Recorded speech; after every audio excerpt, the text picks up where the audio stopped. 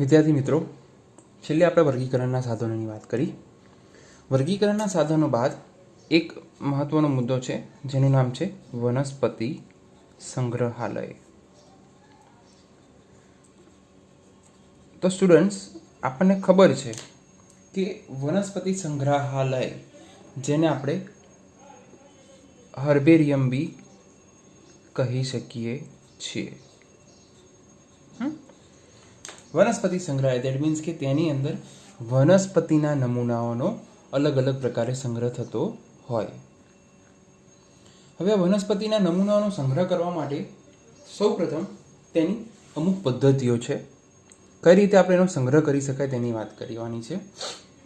વિદ્યાર્થી મિત્રો, આમાં એક વસ્તુ તમને જણાવું કે આ જે વનસ્પતિ આપણે સંગ્રહ કરવાના છીએ એ વનસ્પતિનો કોઈ એક ટુકડો અથવા એવું કહી શકાય કે એ વનસ્પતિની પુષ્પ સહિતની શાખા તેની અંદર લેવાની હોય. એ પુષ્પ સહિતની શાખાને વર્ષોના વર્ષો સુધી જળવી રખાય તે વનસ્પતિનો રંગ જે છે એ એઝ ઇટ ઇઝ રહેવો જોઈએ. જે રંગ છે એ રંગ રહેવો જોઈએ, તેમાં કોઈ ફેરફાર ના થવો જોઈએ. એ રીતે એ વનસ્પતિના નમૂનાઓને સંગ્રહ કરવાની રીત છે જેનું નામ આપેલું છે હર્બેરિયમ.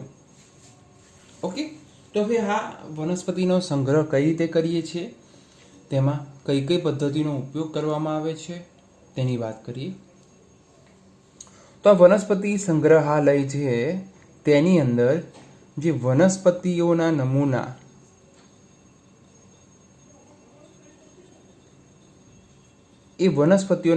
જેને આપણે નામ આપેલું છે હર્બેરિયમ, ફરીથી રિપીટ કર્યું, એ હર્બેરિયમના નમૂનાઓને શું કરવામાં આવે તો એની એક પદ્ધતિ છે.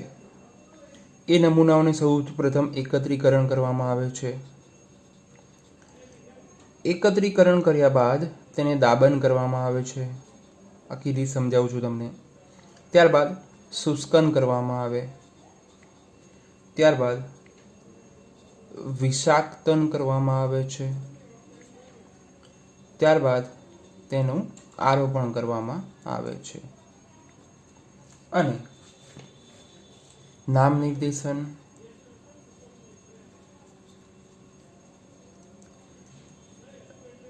છેલ્લે પરિરક્ષણ કરવામાં આવે છે. તો આ પદ્ધતિ દ્વારા, આ 7 પદ્ધતિ દ્વારા તેનું આપણે એકત્રીકરણ કરી શકીએ છીએ.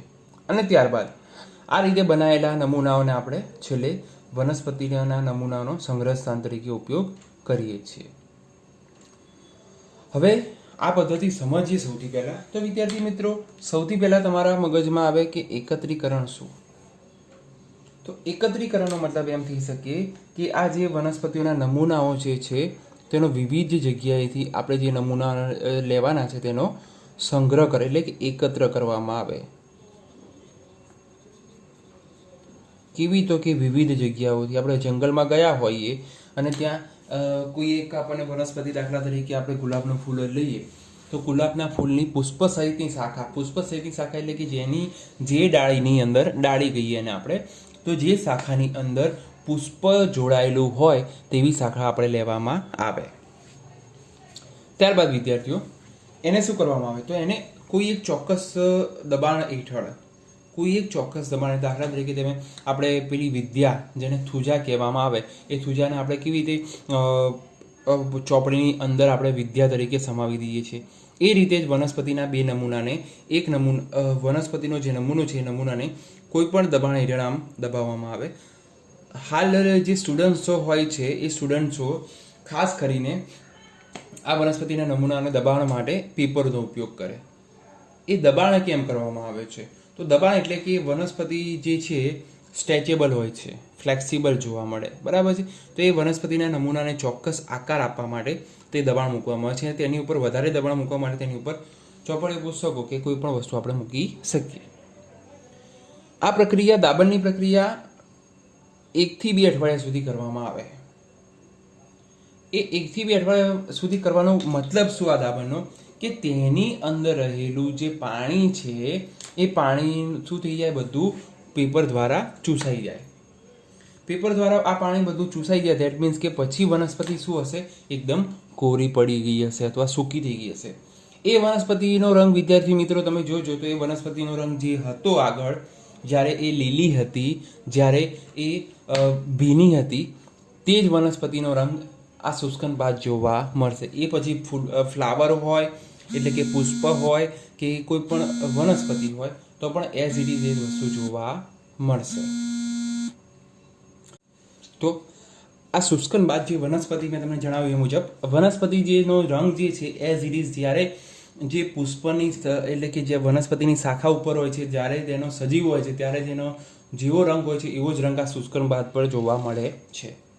ત્યારબાદ વિષાક્તન.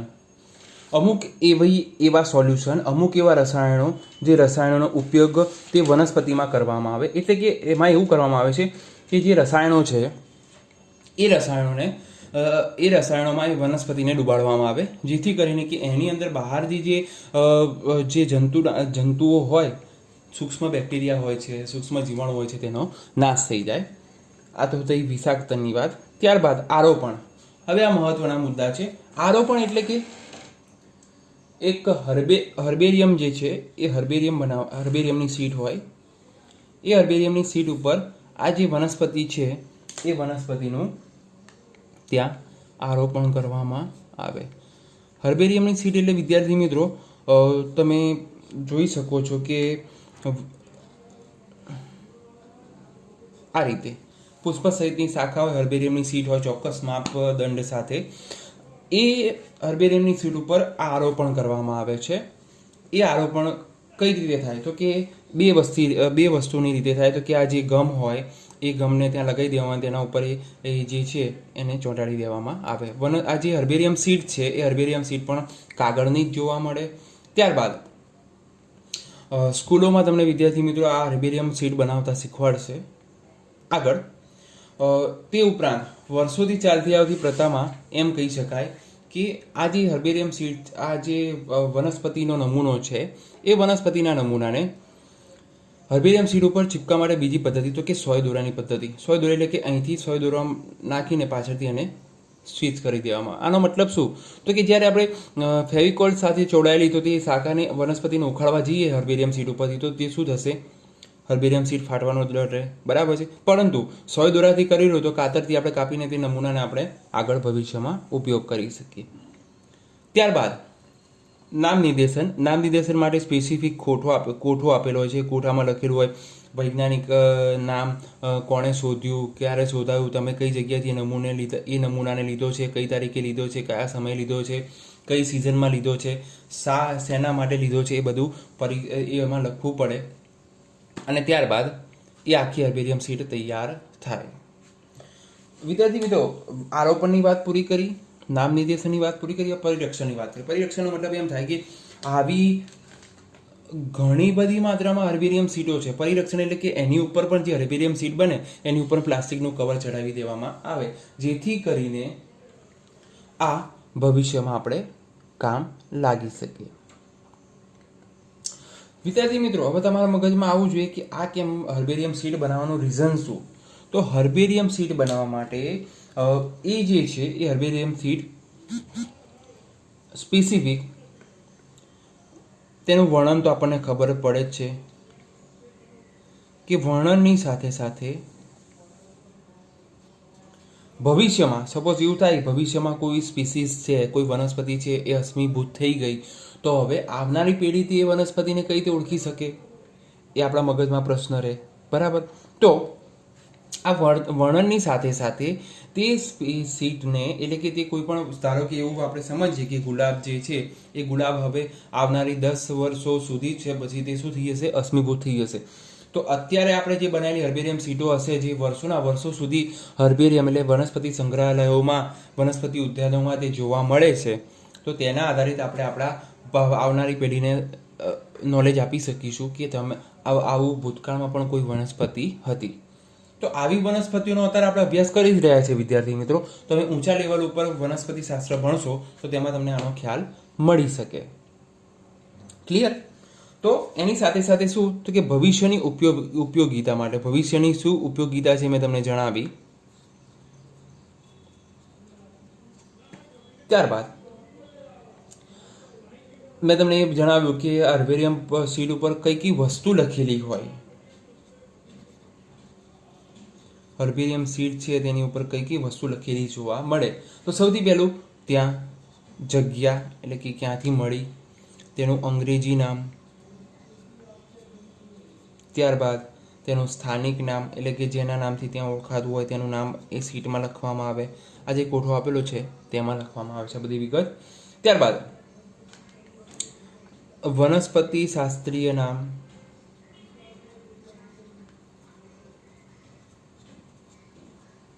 ત્યારબાદ તેનું કુળ, જે આપણે આગળ ફેમિલી ભણ્યા તે, બરાબર, એકત્ર કરનારનું નામ,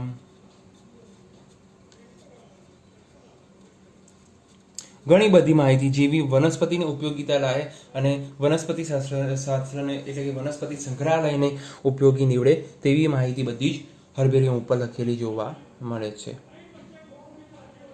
વનસ્પતિ જે છે એ વનસ્પતિ સંદર્ભ તંત્રો તરીકે પણ કામ કરે છે. સાહેબ, હવે સંદર્ભ તંત્રો શું છે? તો કે વિદ્યાર્થી મિત્રો, આ એક હર્બેરિયમની વાત નથી. આવા લાખોની સંખ્યામાં હર્બેરિયમ પ્રસિદ્ધ સંગ્રહાલયો છે. એ પ્રસિદ્ધ સંગ્રહાલયોમાં અત્યારે સ્ટેબલ છે જ. ઘણા બધા સંગ્રહાલયોમાં આ હર્બેરિયમ સીટ આપણને જોવા મળે, જેથી કરીને આપણે આ જે સંગ્રહાલય છે તેનો વિશિષ્ટ પ્રકારે ઉપયોગ કરીને તેમાં જે વનસ્પતિ અત્યારે હાલ નથી, ભૂતકાળમાં હતી, તેનો આપણે અત્યારે હાલની તારીખમાં તેનો અભ્યાસ કરવો હોય તો આપણે કઈ રીતે કરી શકીએ?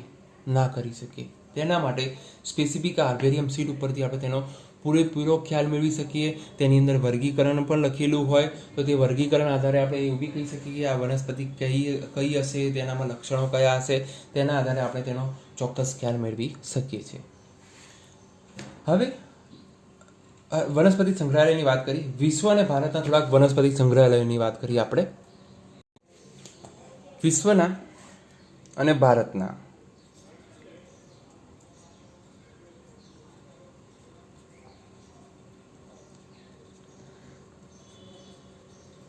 કેટલાક પ્રસિદ્ધ સંગ્રહાલયોની વાત કરીએ. ક્યાંક ને ક્યાંક નીટમાં જોડાયેલું મળે આપણને. સૌથી પહેલા વિદ્યાર્થી મિત્રો, સૌથી પહેલા મ્યુઝિક ઓફ નેચરલ હિસ્ટ્રી આ સંગ્રહાલયનું નામ છે. અને તે ક્યાં આવેલું છે? તો કે તે પેરિસમાં એટલે કે ફ્રાન્સમાં જોવા મળે છે. બરાબર છે. બીજું જે છે એનું નામ છે બ્રિટિશ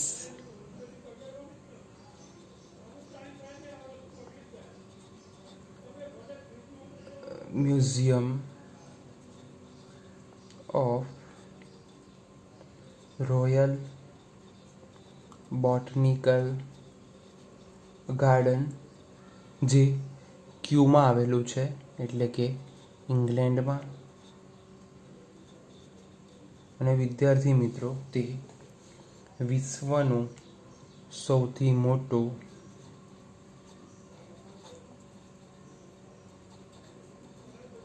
બોટનિકલ ગાર્ડન એટલે કે હર્બેરિયમ કહેવામાં આવે છે. ત્યાં વિશ્વનું સૌથી મોટું હર્બેરિયમ છે. લાખોની સંખ્યામાં આ હર્બેરિયમ સીટો ત્યાં પડી છે. વિદ્યાર્થી મિત્રો, લાખોની સંખ્યામાં એટલે સમજો કે તેની અંદર ઘણી બધી વનસ્પતિ, લાખો વનસ્પતિઓનો સંગ્રહ ત્યાં આપણને થયેલો હશે.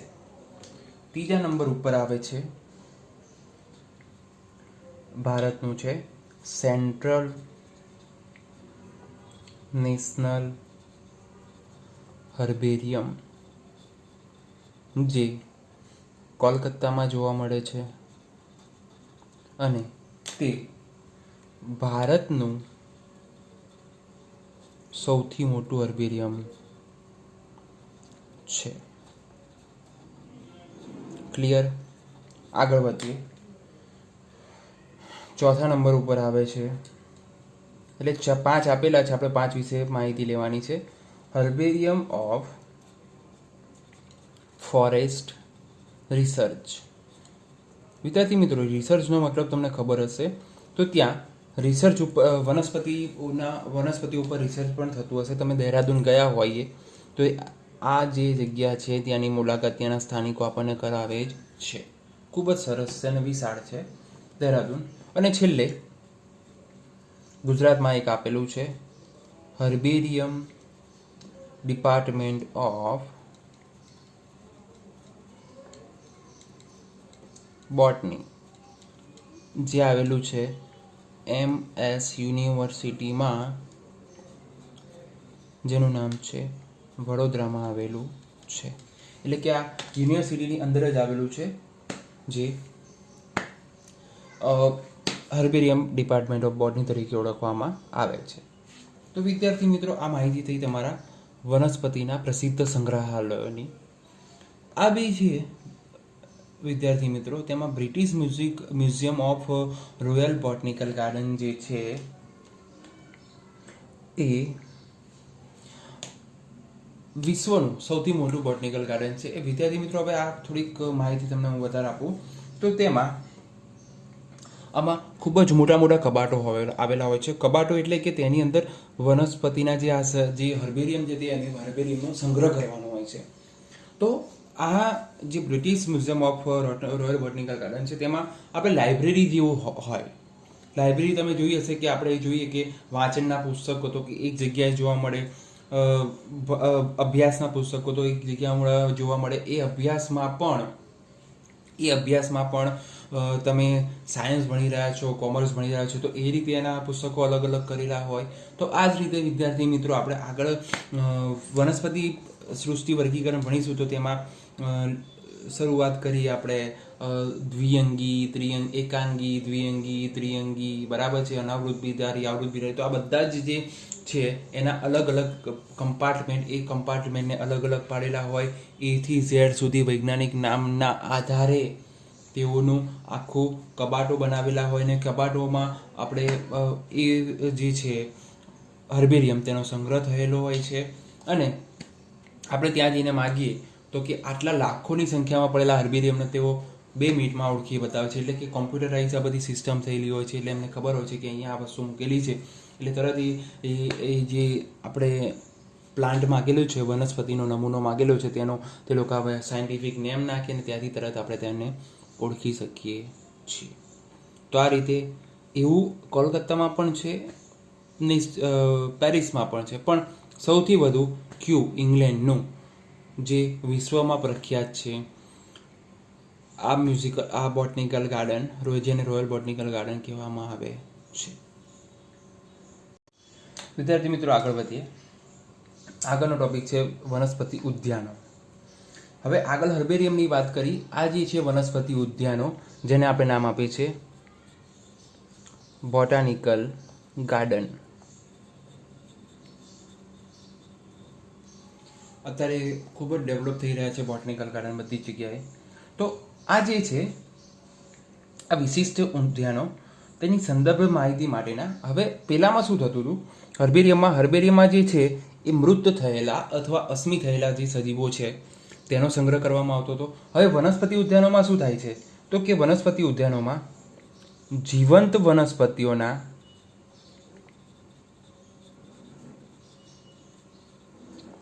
નમૂનાઓ હોય છે. એટલે કે વનસ્પતિને ત્યાં ઉગાડેલી હોય છે.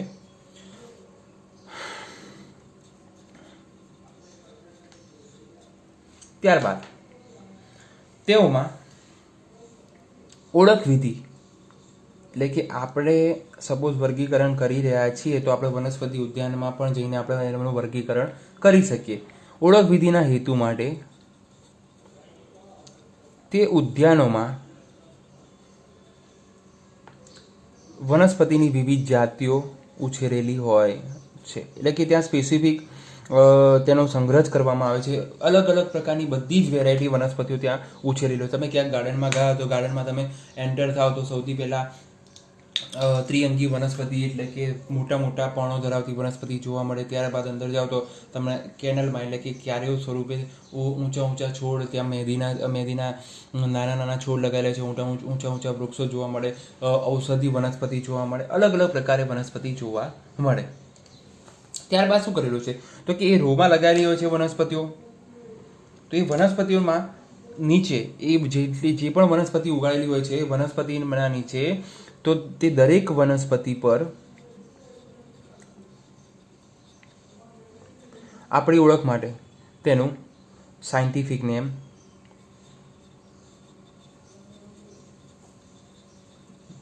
તે ઉપરાંત તેનું વૈજ્ઞાનિક નામ, તેમનું કુળ એટલે કે ફેમિલી દર્શાવેલું હોય છે, જેના આધારે આપણે તેની ઓળખ કરી શકીએ. તો ક્યાં મૂકેલું હોય તો કે એક પ્રકારની લેબલિંગ સિસ્ટમ જોવા મળે, એટલે કાપલી લગાવેલી હોય અથવા કાપલી લગાવેલી હોય છે, ટાઇલ્સ હોય, ટાઇલ્સ ઉપર આ બધું નામ લખેલું જોવા મળે, જેને આપણે કહી શકીએ લેબલિંગ અથવા ટેગિંગ. આ બધી જે છે એ ગાર્ડનની લેંગ્વેજ કહી શકાય. હવે એવું છે વિદ્યાર્થી મિત્રો, સમજો ચા સ્પેસિફિક ક્યાં થાય તો આપણને ખબર છે કે આસામના વિસ્તારોમાં ચા થતી જોવા મળે. જ્યાં ડુંગરાળ પ્રદેશ હોય ત્યાં ડુંગર ઉપર એટલે કે પહાડ ઉપર ચા થતી જોવા મળે, આપણે ઢળાલવાળા પ્રદેશ ઉપર. હવે ત્યાં જોઈએ છીએ આપણે ગુજરાતમાં તો ચા ઉછેરતી જોવા ના મળે, સ્પેસિફિક જે ઓરિજિનલ ચા હોય છે તે. તો એવી બધી જે નમૂનાઓ જે છે જેને આપણે વેરાયટી કહી શકીએ, એ વેરાયટી નમૂનાઓને એટલે કે અન્ય પ્રદેશોમાં થતી વનસ્પતિઓનો પણ ઉછેર હવે એક આમ રોકો છો વનસ્પતિને પણ ઉગાડવામાં. સર હવે તમે વાત કરી કે પહાડ પ્રદેશમાં, તો ત્યાં પહાડ પ્રદેશમાં કેમ હોય છે કે જેટલું પાણીનો ફ્લો આવે ચાને થોડુંક પાણી ઓછું જોઈએ, તો પાણીનો ફ્લો વધારે પડતો જે ચાના નમૂના છે છોડના તે વધારે તેનું પાણીનું શોષણ ના કરે, તેના કારણે ઢાળુવાળા પ્રદેશ ઉપર ખેતી કરવામાં આવે છે. તો અહીંયા પણ સ્પેસિફિક એવું વાતાવરણ આપવામાં આવે, વિશિષ્ટ પર્યાવરણ આપીને તેઓને ઉછેરવામાં આવે છે. તો બધું જ પર્યાવરણ, હા, તો કે તમે વિચારો કે આપણે શિમલા અને મનાલીમાં જે સફરજન થાય છે એટલે હિમાચલ પ્રદેશમાં, તો એ હિમાચલ પ્રદેશમાં સફરજન કેમ તો કે ઠંડકના કારણે. તો એવી ઠંડક અહીંયા બને સ્પેસિફિક આપવામાં આવે, એસી લગાવવામાં આવે, કુલરો લગાવવામાં આવે, જેને વધારે ગરમી જોઈતી હોય તેને વધારે ગરમી પણ આપવામાં આવે છે, બરાબર છે. તો તેના માટે કઈ કઈ સુવિધા હોય તો તેના માટે આ વનસ્પતિ ઉદ્યાનોની વાત કરી રહ્યો છું વિદ્યાર્થી મિત્રો.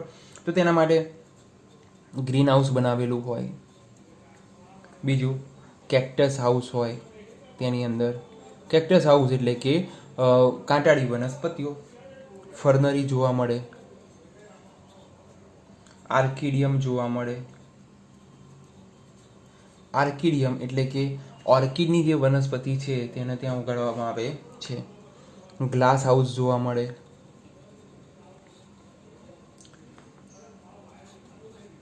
કન્ઝર્વેટરી જોવા મળે, અને છેલ્લે કૃત્રિમ જળાશયો પણ ત્યાં બનાવેલા હોય છે. કૃત્રિમ જળાશયો બનાવવાનો મતલબ શું કે ત્યાં વિવિધ પ્રકારની આપણે લીલનો ઉછેર પણ કરી શકીએ છીએ, બરાબર. હવે પ્રખ્યાત જે છે ઉદ્યાનો તેની આપણે ચર્ચા કરીએ કે કયા કયા ઉદ્યાનોમાં આ બધી વસ્તુઓ જોવા મળે છે. તો સૌથી પહેલાં મેં તમને આગળ જણાવ્યું તે મુજબ એક તો છે સ્પેસિફિક, જેનું નામ છે ક્યુ ગાર્ડન, જે આવેલું છે ઇંગ્લેન્ડમાં, જેમાં બોટનિકલ ગાર્ડન પણ છે અને હર્બેરિયમ પણ છે. ત્યારબાદ ઇન્ડિયન બોટાનિકલ ગાર્ડન,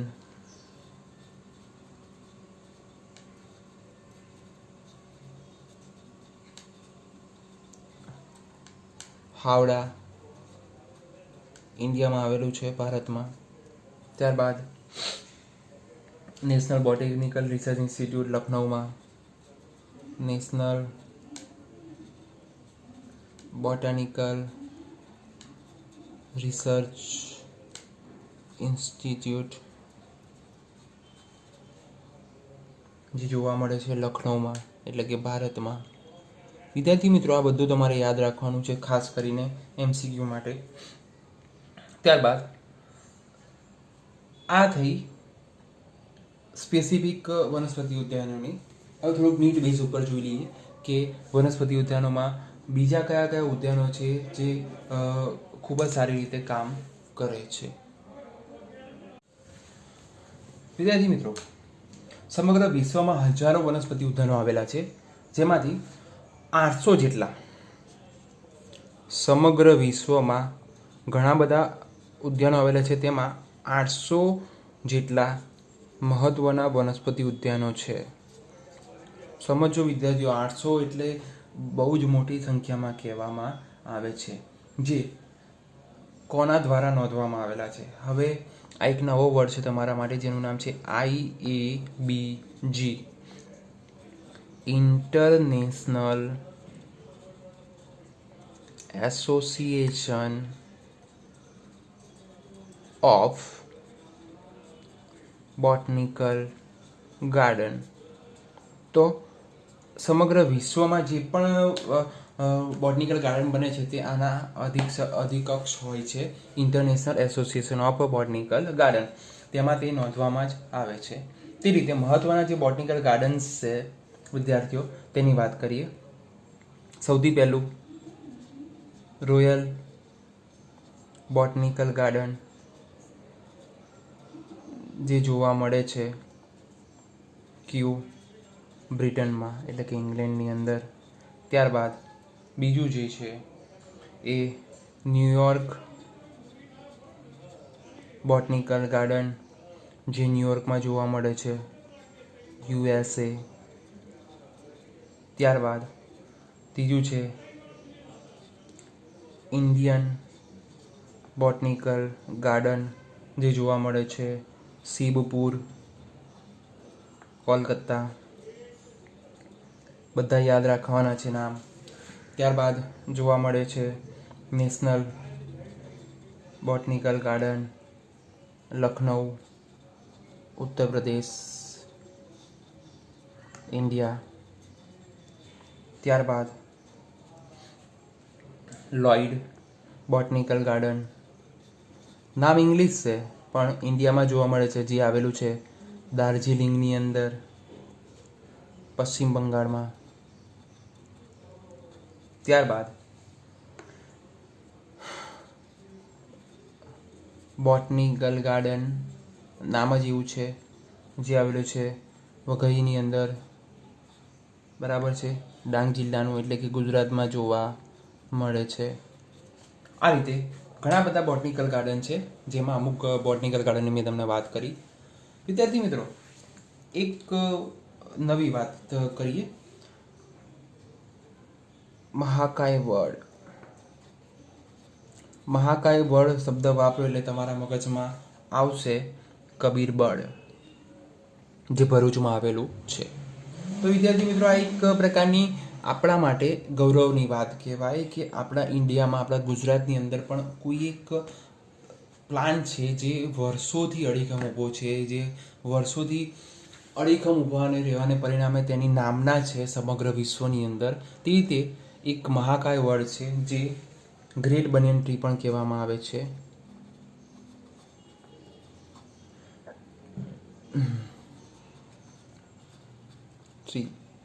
આ વિદ્યાર્થી મિત્રો બીજી જગ્યાએ છે, જે ઇન્ડિયન બોટનિકલ ગાર્ડન ક્યાં જ આવેલું છે?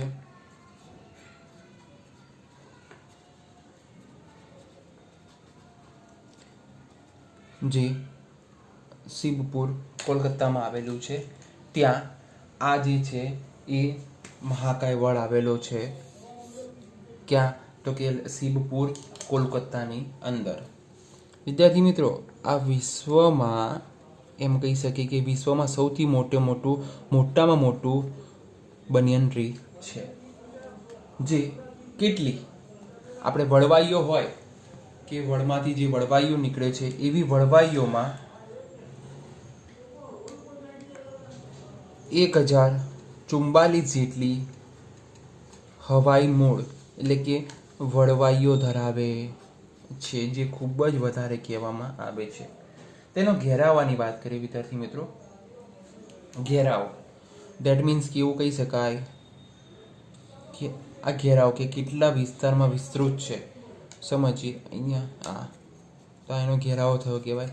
તો આ ઘેરાવો એમાં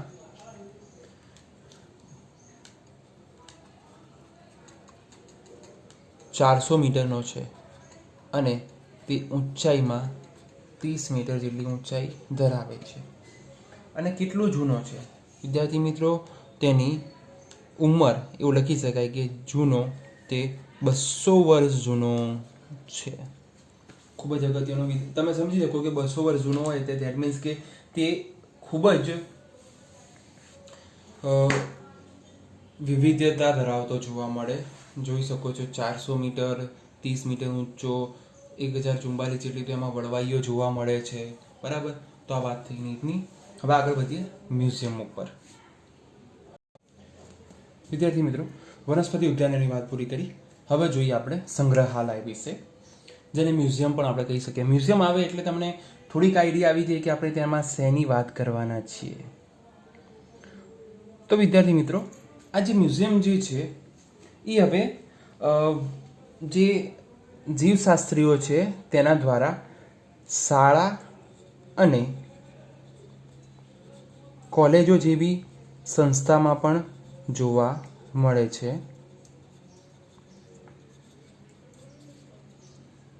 સ્થાપવામાં આવે છે. તો દાખલા તરીકે વિદ્યાર્થી મિત્રો, તમે બાયોલોજી ભણી રહ્યા છો તો આ વર્ષે એટલે કે 11મા ધોરણમાં તમે જ્યારે પ્રેક્ટિકલ કરશો જીવ વિજ્ઞાનમાં ત્યારે તમને નમૂનાઓ દેખાડવામાં આવે છે. તો એ નમૂનાઓ પ્રાણીના હોય કે વનસ્પતિના હોય તે મૃત પામેલા હોય એટલે કે નિર્જીવ હોય. પણ તેના આધારિત આપણે જે પ્રાણી સૃષ્ટિ વર્ગીકરણ અને વનસ્પતિ સૃષ્ટિ વર્ગીકરણ જેનો અભ્યાસ કરીએ છીએ તેમાં આપણને ખૂબ જ મદદરૂપ થઈ શકે છે. હવે વિદ્યાર્થી મિત્રો, આ શેના માટે સંગ્રહ કરવામાં આવે? તો કે મ્યુઝિયમમાં જે કઈ વસ્તુ, તો કે મ્યુઝિયમની અંદર સૌથી પહેલી વનસ્પતિઓ, પ્રાણીઓ અને અશ્મિઓ જે છે એ અશ્મિઓના નમૂનાઓને એકત્ર કરી અભ્યાસ અને સંદર્ભ માટે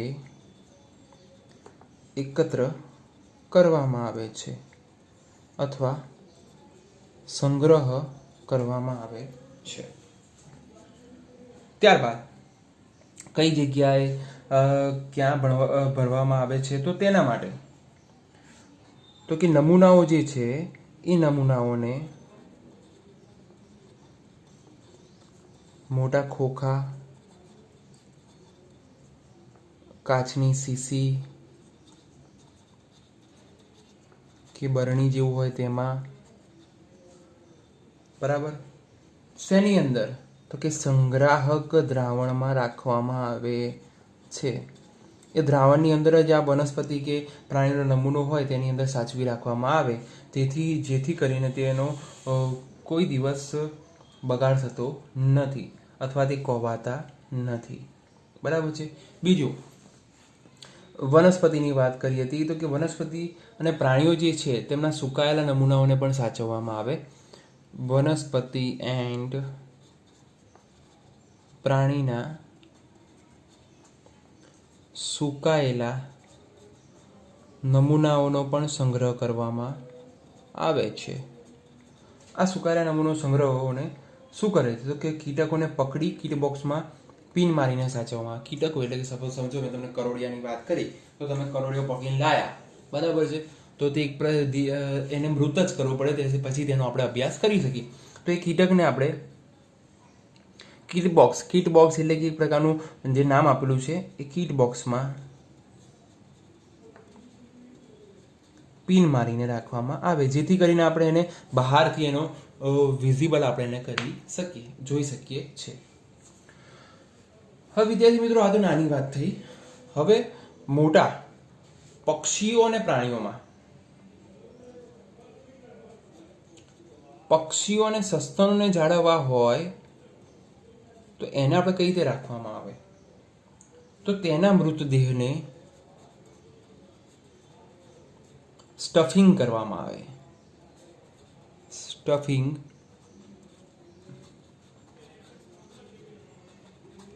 સ્ટફિંગનો મતલબ એવું થાય વિદ્યાર્થીઓ કે એના જે વિવિધ શરીરના ભાગો જે છે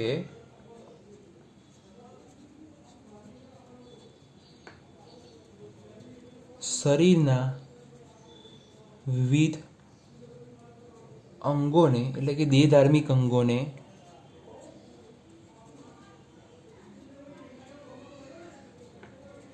દૂર કરી તેમાં રૂ, ઊન અને વનસ્પતિનો ભૂકો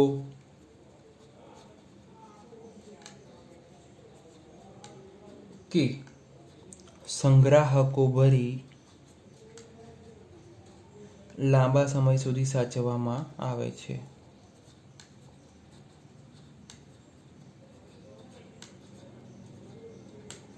વિદ્યાર્થી મિત્રો, તો આ રીતે આપણે સ્ટફિંગ પદ્ધતિ દ્વારા જે સંગ્રહાલયમાં મ્યુઝિયમમાં આપણે જોઈએ છીએ કે તેનો શું કહેવાય, આ જીવતા જાગતા આપણને દેખાય કે આને અડીશું તો આ તરત બોલશે, આપણને કહેવા આવશે, આપણને પહોંચશે, બરાબર, એવો અનુભવ થાય. પણ ના, એકચ્યુઅલીમાં એ લોકોને એ રીતે સ્ટફિંગ કરેલા હોય.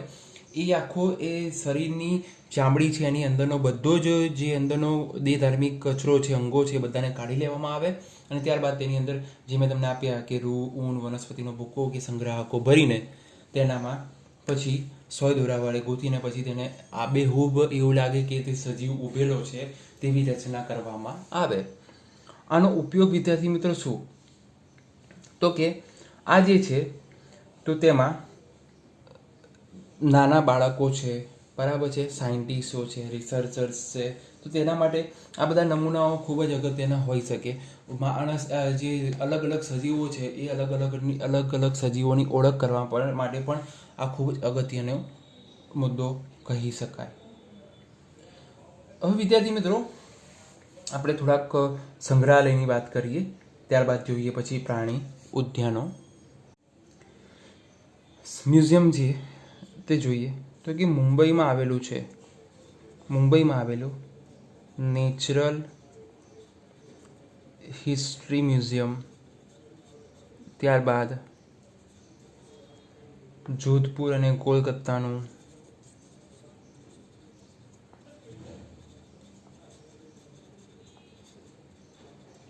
કોલકાતામાં આવેલું ઝૂઓલોજિકલ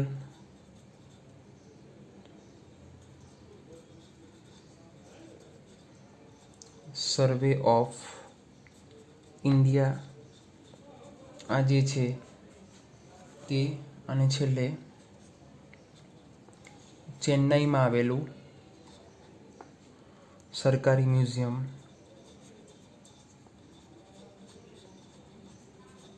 જે ખૂબ પ્રખ્યાત છે.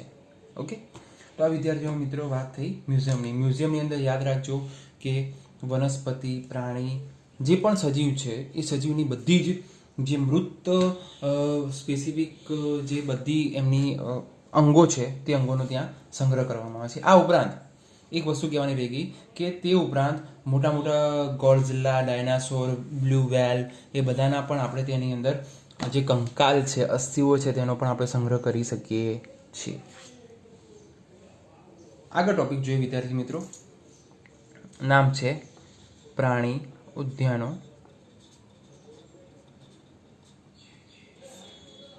હવે પ્રાણી ઉદ્યાનો એટલે કે જુઓ, સમજો, સૌથી પહેલા આપણે વાત કરી હર્બેરિયમની. હર્બેરિયમમાં માત્ર ને માત્ર શું હતું, એક સ્પેસિફિક સીટ લેવામાં આવતી હતી, તેની અંદર વનસ્પતિને, નિર્જીવ વનસ્પતિને સૂકવીને એટલે તેની અંદર મૂકવામાં આવતી હતી નમૂના તરીકે.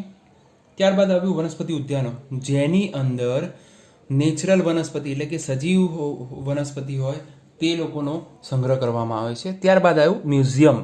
મ્યુઝિયમની અંદર વનસ્પતિ, પ્રાણી અને કોઈ પણ સજીવ હોય તે મૃત પામીને તેનો સંગ્રહ આપણે કરતા હોઈએ તે સંગ્રહાલયમાં જોવા મળ્યું. હવે છેલ્લે છે પ્રાણી ઉદ્યાન, જેને આપણે કહી શકીએ ઝૂઓલોજિકલ પાર્ક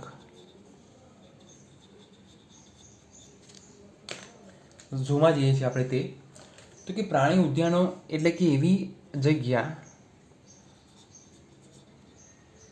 કે જ્યાં મનુષ્યની સીધી દેખરેખ નીચે સુરક્ષિત વાતાવરણમાં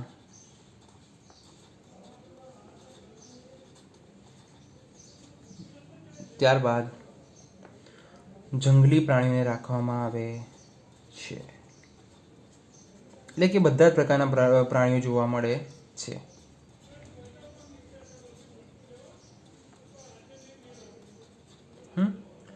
હવે વિદ્યાર્થી મિત્રો, આવા સંગ્રહ સ્થાનોમાં રાખવામાં આવેલા પ્રાણીઓ જે છે તે આપણને ખોરાકીય આદત તથા વર્તણૂક શીખવે છે. સ્પેસિફિક એ જંગલી પ્રાણીઓ જોડથી આપણે ઝૂમાં રાખીને શું શીખવાનું હોય છે, તો કે તેની એક તો ખોરાકીય આદત એટલે કે કઈ રીતે ખાય છે, ક્યારે ખાય છે, તે ઉપરાંત તેના વર્તણૂક એટલે કે તેનો આખો દિવસનો કાર્યક્રમ શું હોય છે, ક્યારે તે પાણી પીવે છે, ક્યારે ઊંઘે છે, બરાબર છે, ક્યારે રમે છે, એ બધી જ વસ્તુઓ એમાં અંદર આપણે નિહાળી શકીએ છીએ. આપણે ડિસ્કવરી ઉપર અલગ અલગ પ્રાણીઓ વિશેની આપણે જોતા હોઈએ છીએ. બસ એઝ ઇટ ઇઝ આ પ્રાણી ઉદ્યાનમાં પણ એવું કંઈક હોય છે જે આપણે જોઈએ છીએ ડિસ્કવરીમાં, તે અભયારણ્યમાં હોય છે અને આ ખાલી ને ખાલી પ્રાણી ઉદ્યાનમાં જોવા મળે છે. હવે પ્રાણી સંગ્રહ સ્થાનમાં રાખવામાં આવેલા જે બધા પ્રાણીઓ જે છે તેમના રહેવા માટે સમજો વિદ્યાર્થીઓ કે જે બધા પ્રાણીઓ છે એ પ્રાણીઓને આપણે જેવી કે વનસ્પતિ ઉદ્યાનની વાત કરી કે વનસ્પતિ ઉદ્યાનમાં મેં તમને ઉદાહરણ આપ્યું કે સફરજન છે, તો સફરજનને આપણે અહીંયા ગુજરાતમાં બોટનિકલ ગાર્ડન બનાવ્યું હોય તો ગુજરાતમાં બોટનિકલ ગાર્ડન બનાવવા માટે એમાં સફરજન ઉગાડવું હોય તો આપણે અશક્ય છે ઉગાડવું વાતાવરણ પ્રમાણે, પણ એવું વાતાવરણ ત્યાંથી આપવામાં આવે છે હિમાચલ પ્રદેશ જેવું, જેથી કરીને આપણે અહીંયા સફરજન ઉગાડી શકીએ. તે જ રીતે આ પ્રાણીઓને બધી અલગ અલગ જગ્યાએથી લાવવામાં આવે છે, તો એ પ્રાણીઓને પણ તે પ્રકારે તેમના પ્રાકૃતિક નિવાસ સ્થાન એટલે કે જ્યાંથી લાવ્યા છીએ કુદરતી નિવાસ સ્થાનો પરથી તે નિવાસ સ્થાન જેવું જ વાતાવરણ એટલે કે તેના જેવી જ અનુકૂળતા આપવામાં આવે છે, તો જ વિદ્યાર્થીઓ આ પ્રાણીઓ જીવી શકે છે. અને હવે આ પ્રાણી ઉદ્યાનો બનાવવાનું રીઝન શું છે, તો આપણને ખબર છે કે બધા એન્જોયમેન્ટ માટે નાના છોકરાઓને ખબર પડે કે આને આ પ્રાણી કહેવાય, આને પ્રાણી કહેવાય, એ તો ખરું જ વિદ્યાર્થી મિત્રો. પણ આપણે આ પ્રાણીઓની રીતે જોવા જઈએ તો કે પ્રાણી ઉદ્યાનના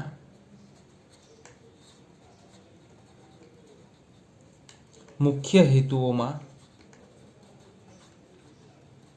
જોવા જઈએ તો તેનું શું છે, નવસ્થાન, સંરક્ષણ એટલે કે પોતાના નિવાસસ્થાનમાં જે એ અનકમ્ફર્ટેબલ ફીલ કરે છે, ડર ફીલ કરે છે, તેને બચાવવા માટે, અને બીજું પ્રાણી સમૂહ જે છે એ પ્રાણી સમૂહોમાં પ્રજનન કરાવવાનું. એટલે કે સપોઝ સિંહ અને સિંહણને આપણે લાયા છીએ અહીંયા જંગલમાં, તો કે સિંહ અને સિંહણનો વધારે સંતતિ પેદા કરે, એટલે કે વધારે આપણે સિંહોની સંખ્યામાં વધારો કરી શકીએ તેના માટે પણ પ્રાણી ઉદ્યાનમાં લઈને તે પ્રાણી સમૂહ વચ્ચે પ્રજનન કરાવીને નવી સંતતિ આપણે ઉત્પન્ન કરી શકીએ છીએ. છેલ્લે નીટ બેઝ ઉપર જોઈ લઈએ તો વિદ્યાર્થી મિત્રો, આ જે પ્રાણી ઉદ્યાન જે છે એ પ્રાણી ઉદ્યાન ખાસ કરીને કોના ઓથોરિટીમાં કામ કરે છે, તો કે પ્રાણી ઉદ્યાન એ ખાસ કરીને સેન્ટ્રલ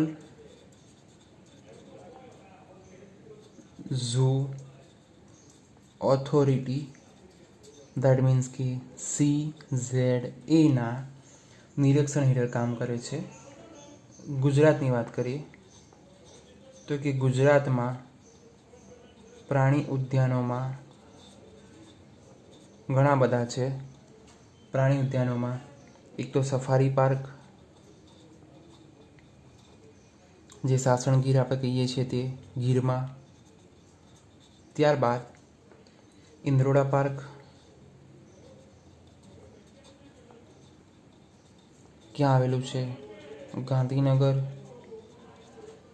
ત્યારબાદ શક્કરબાગ જે આવેલું છે જુનાગઢ. બીજું એક પ્રાણી ઉદ્યાન છે જે વડોદરામાં જોવા મળે. બરાબર છે. તો આ રીતે ગુજરાતની વાત કરી. ભારતના પ્રાણી ઉદ્યાનની વાત કરી લઈએ. સૌથી પહેલું નામ જ છે પ્રાણી ઉદ્યાન, જે ન્યૂ દિલ્હીમાં છે. પછી છે રાણી જીજામાતા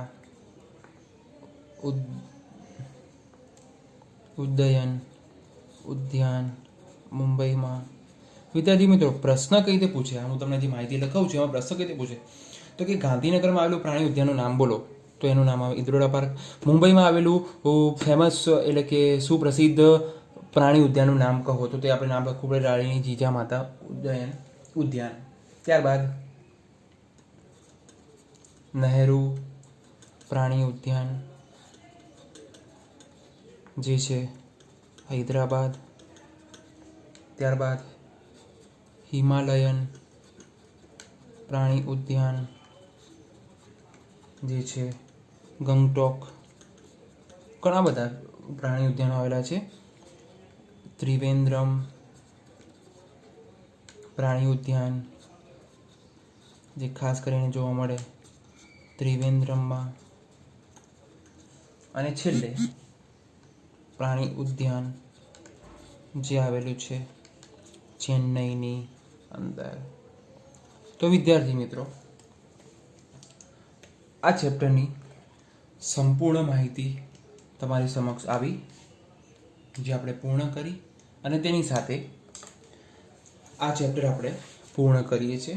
તો આ ચેપ્ટરમાં આપણે જોયું ખાસ કરીને કે સજીવ વિશ્વ છે એ સજીવ વિશ્વની આપણે શરૂઆતમાં થોડીક પહેલાં ચર્ચા કરી. શરૂઆતમાં ચર્ચા એ પ્રમાણે કરી આપણે કે સજીવ વિશ્વમાં સજીવ શું છે, સજીવ કઈ રીતે કહેવાયું, તેની લાક્ષણિકતાઓ આપણે જોઈ કે કઈ રીતે સજીવ કહી શકીએ કે તેનામાં આટલી લાક્ષણિકતાઓ હોવી જોઈએ, તેના વિશે ડિટેલમાં આપણે ચર્ચા કરી. વૃદ્ધિ, પ્રજનન, ચયાપચય. ત્યારબાદ હતું પ્રાણીઓમાં ઉદ્વિકાસીય લાક્ષણિકતા. ઓકે. ત્યારબાદ ઉત્તેજનાઓ અને પ્રતિક્રિયા, અનુકૂલન, સંગઠન. બરાબર. ત્યારબાદ સજીવ વિશ્વમાં આપણે વિવિધતા જોઈ કે કેવા પ્રકારના સજીવો, કયા પ્રકારના સજીવો જોવા મળે છે. એ વિવિધતાને અનુલક્ષીને સજીવોનું નામાધિકરણની આપણે ચર્ચા કરી. નામાધિકરણની ચર્ચા કરવા માટે સૌથી પહેલાં આપણે તેનો વર્ગીકરણનો અભ્યાસ જોયો. વર્ગીકરણના અભ્યાસમાં કઈ રીતે આપણે વર્ગીકરણ કરી શકીએ તેના માટે આપણે વર્ગીકરણની કક્ષાઓ જોઈ. વર્ગીકરણની કક્ષાઓની એક આપણે ડિટેલમાં માહિતી લીધી. ત્યારબાદ આપણે વર્ગીકરણ જોયું, અને ત્યારબાદ એ વર્ગીકરણના હેતુઓ, વર્ગીકરણના સાધનો કયા વપરાય, એ વર્ગીકરણ કર્યા પછી આપણે તેને સંગ્રહાલયમાં આપણે કઈ રીતે પ્રસ્થાપિત કરી શકીએ તેના વિશેની ચર્ચા કરી, જેમાં વનસ્પતિ સંગ્રહાલય જોયું, વનસ્પતિ ઉદ્યાનો જોયા એટલે કે બોટનિકલ ગાર્ડન જોયું, વનસ્પતિ સંગ્રહાલય એટલે હર્બેરિયમ જોયા. ત્યારબાદ આપણે મ્યુઝિયમ જોયું કે મ્યુઝિયમમાં દરેક પ્રકારના વનસ્પતિ, પ્રાણી અને અન્ય સજીવોનો આપણે સમાવેશ કરી શકીએ છીએ કે જે મૃત હોય. અને છેલ્લે પ્રાણી ઉદ્યાનોની વાત કરી. તો વિદ્યાર્થીઓ મિત્રો, આ રીતે આપણે બોર્ડ અને નીટ આધારિત આપણે ચર્ચા કરી, જેના આધારે આપણે પ્રકરણ 1 પૂર્ણ કર્યું. Thank you.